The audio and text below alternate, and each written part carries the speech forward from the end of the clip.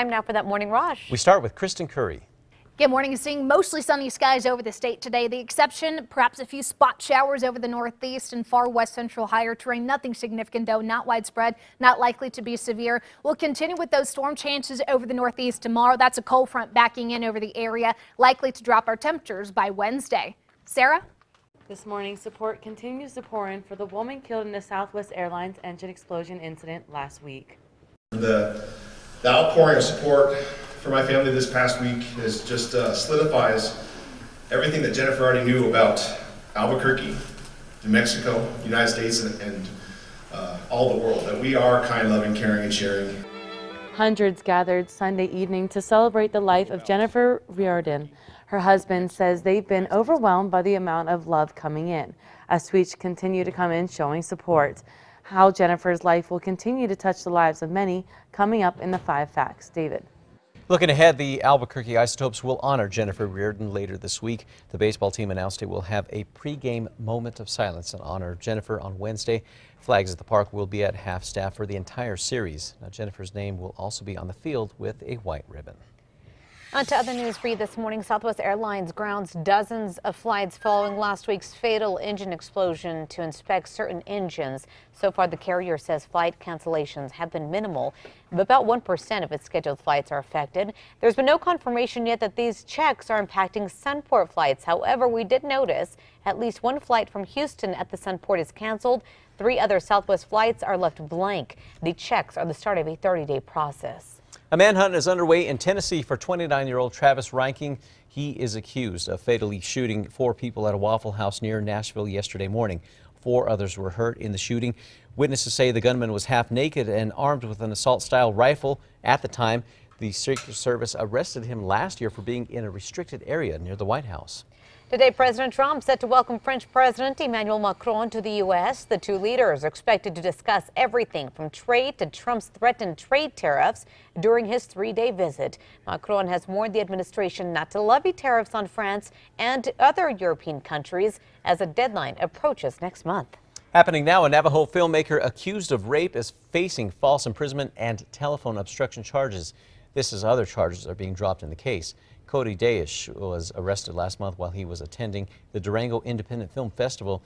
This was in connection to a sexual assault the day before. Now, according to the Durango Herald, a judge dropped a felony sexual assault charge because of insufficient evidence. On to new news for you this morning. The only known survivor of a group accused of carrying out the Paris attacks in November of 2015 is waking up a guilty man. A Belgian court found Salah Abdeslam guilty of attempted murder. The attacks are responsible for leaving 130 people dead. Abdeslam was sentenced to the maximum of 20 years in prison. Happening now, former New York City Mayor and philanthropist Michael Bloomberg says he will write a check for $4.5 million this year to fund the mission of the Paris Climate Agreement. Last year, the Trump administration formally told the United Nations that the U.S. would withdraw from the Climate Pact. In response, Bloomberg vowed to affirm their commitment to meet the environmental goals of reducing carbon emissions. On to news happening right now as firefighters work to contain a brush fire in northern New Mexico. We can learn more about the cause later on today. New pictures from the Espanola Professional Firefighters Union show how large that brush fire got over the weekend. Officials say it sparked earlier yesterday near the Owenge Pueblo. The union says the blaze is just north of the Pueblo there. At last check, it's almost fully contained. This morning, firefighters continue to try to get a handle on 2 fires burning near Grants. The Blue Water fire started by an abandoned campfire is 54% contained. Meanwhile, the Diener Canyon fire started by a prescribed burn is now 91% contained. Also this, West Las Vegas schools are considering drug testing teachers, staff, and student athletes. The next step for this would be a vote by the school board.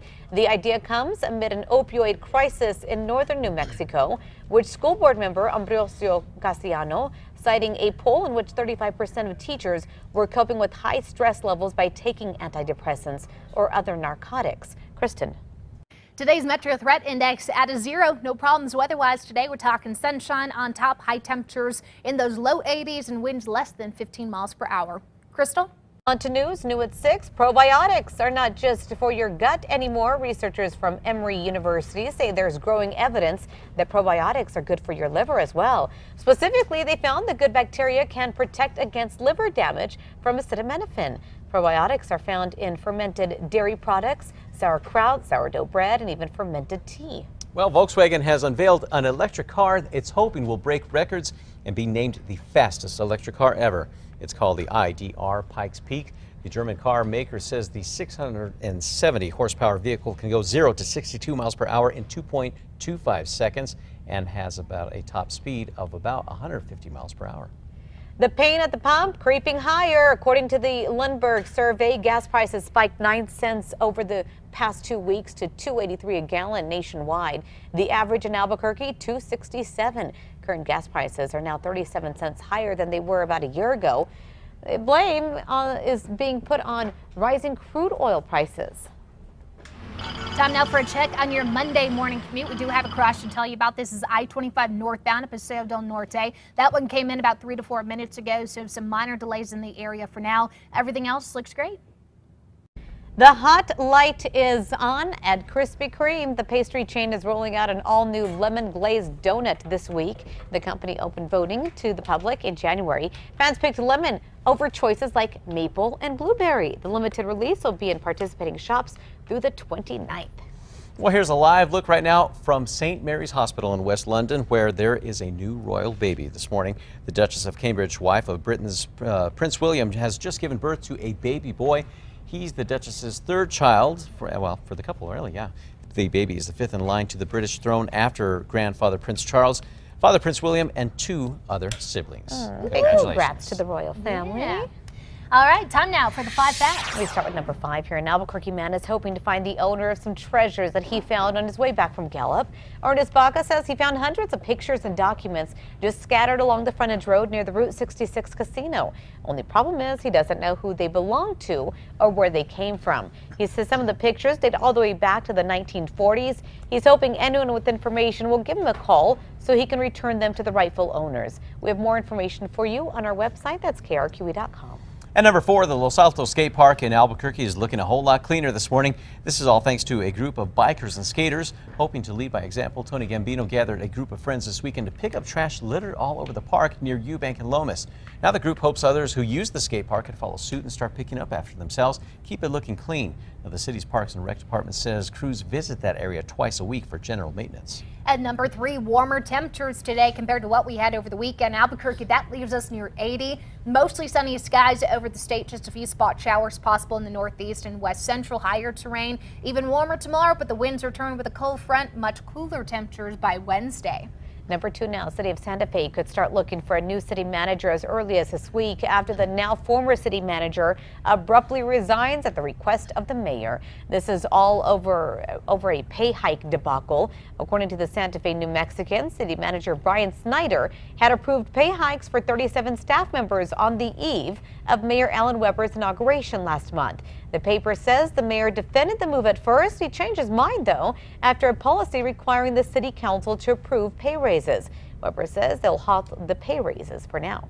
And at number 1, hundreds of family and friends gathered Sunday night to celebrate the life of Jennifer Riordan. Riordan's unexpected death shocked the community when she was killed in the Southwest Airlines engine explosion last Tuesday. This morning, tweets honoring her life continue to pour in. Jennifer's life will continue to touch many. Her family has set up a GoFundMe account in her name, and the money will be donated to go to causes that she fought for. If you would like to make a donation, we have the link at alwaysonkrqe.com.